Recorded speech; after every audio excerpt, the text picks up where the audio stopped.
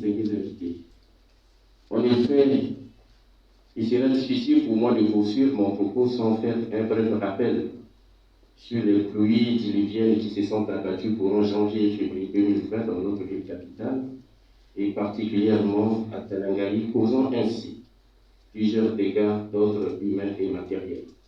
À cet effet, nous avons organisé une série de descentes dans les quartiers touchés.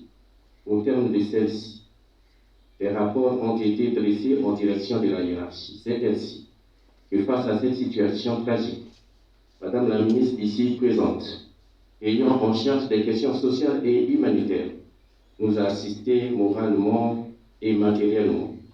Nous vous disons une fois de plus merci au nom de la population du Talangali. Madame la ministre, distingués invités, mesdames et messieurs, en décembre 2019, à Wuhan, en Chine, apparaissait le coronavirus. Peu après, cette maladie finira par gagner les pays d'Asie, d'Europe, d'Amérique, d'Afrique, bref, de toute la planète, décimant ainsi des vies entières, tout en mettant à genoux l'économie mondiale. Et d'après l'Organisation mondiale de la santé, OMS ainsi, au stade actuel, on note plus de 691 000 décès.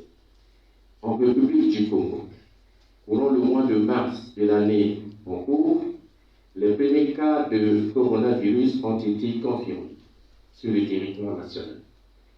Face à l'évolution de cette pandémie, notre pays et son gouvernement, à travers le président de la République, son Excellence Denis Sassou Nguesso, a pu adresser plusieurs déclarations faites par les autorités en date du 28 mars 2020, annonçant plusieurs mesures parmi lesquelles la création d'un fonds national de solidarité pour le soutien des entreprises, la compensation des pertes de revenus des actifs et l'aide aux personnes vulnérables. Ainsi, pour concrétiser cette salvatrice mesure, les autorités locales de notre entité administrative ont été formées par les cadres du ministère des Affaires sociales. Juste après la formation, les autorités de base sont descendues sur le terrain afin de récolter les données auprès des familles dites vulnérables. Ce travail a été suivi par les enquêteurs formés à cet effet. Au terme du travail réalisé, plus de 55 ménages vulnérables ont été enregistrés. Aujourd'hui, nous nous retrouvons dans cette salle pour mettre en application l'arrêté numéro 6145 par MSAH-MID-FFD, instituant un comité pluriacteur chargé de la certification des données issues de l'identification et de l'enregistrement des ménages vulnérables par les autorités locales le 8 juin 2020.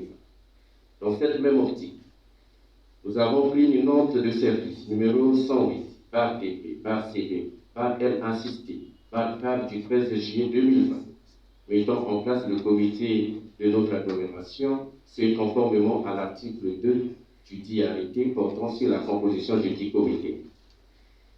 Madame la ministre, distingués invités, pour prendre mon propos, je dirais simplement que l'arrondissement 6 Talangali, dont j'ai l'insigne honneur d'administrer, est prêt pour le travail à réaliser et vous serez jamais dessus. Je vous remercie pour votre